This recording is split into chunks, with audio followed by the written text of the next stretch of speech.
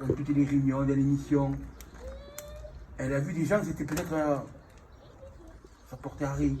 Mais en fait, si, ça germait dans mon cœur plus tard. Un jour, j'ai grandi, j'avais 18 ans, 19 ans. Et ce jour-là, ben, j'ai passé mon permis, j'ai plus mis un pied dans les réunions. Mais malgré que je savais que c'était la vérité, je savais que Jésus allait revenir, je savais que Jésus bénissait, qu'il fallait Jésus dans un cœur. Et tout ça, j'ai négligé. J'ai négligé, pourquoi? Voilà, je ne trouvais pas la nécessité. Mais un jour, je suis passé par des difficultés, par un problème. J'ai perdu quelqu'un de cher dans ma famille. Et ce jour-là, je me suis souvenu de Jésus. On avait entendu parler que Jésus guérissait, que Jésus consolait, que Jésus bénissait. Et j'étais en train de passer par une grosse épreuve et difficulté dans ma vie.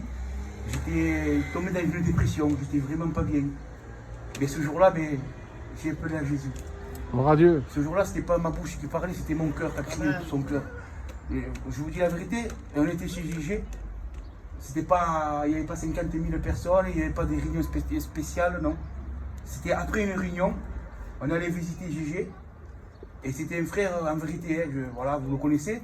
On ne sortait pas de chez lui sans prier. J'étais pas chrétien, la preuve, j'étais pas chrétien. Et il me dit, attendez, ne partez pas et on va prier. Et bien ce jour-là, j'ai ouvert mon cœur à Dieu. Gloire à Dieu. Je vous promets que Dieu m'en est témoin. Ça doit faire, je sais pas, 14, 15 ans, 13 ans, je ne sais plus. Ce jour-là, quand je suis sorti de la maison, je croyais que je venais de découvrir le ciel. Je voyais les étoiles, je dis, Gaston, mec, c'est quoi ça? Les gens que je croisais, je voulais m'arrêter, les prendre dans mes bras et leur dire que Jésus les aimait, que je les aimais. Mais ça, je ne comprenais pas.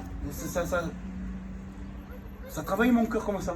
Et le temps a passé, c'est que j'ai compris que Jésus avait changé mon cœur. Pour les choses que j'aimais, je n'aimais plus.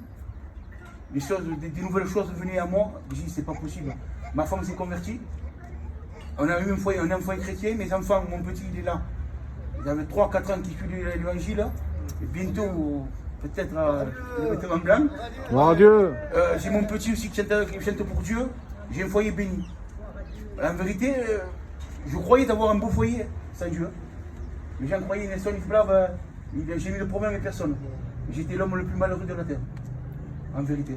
C'est quand j'ai donné mon cœur à Dieu que j'ai découvert qui j'étais avant. Il presse. Je ne valais rien. Je croyais d'être brave avec les gens.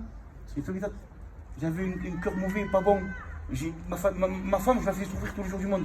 La fille ne pense même pas, Charlie. Il est gentil, il est brave, il rigole avec tout le monde. J'ai jamais eu de problème avec personne. Et pourtant, j'étais le plus malheureux de la terre. En vérité. Et que Jésus est rentré dans mon cœur et tout changé. Dieu a béni. Voilà. Dieu m'a donné un foyer chrétien. Il m'a donné une activité pour Dieu. Je n'ai jamais chanté de ma vie. Jamais de ma vie j'ai ouvert la parole. Eh bien, Dieu m'a donné le chant pour Dieu. Les gens me disent tu chantais pour le monde, non? Maï de la mobile, jamais. C'est un jour, une réunion. Un frère qui a discerné, peut-être Dieu a mis à cœur, il me dit viens, tu chantes. Je dis non, dis que t'es pas comme ça.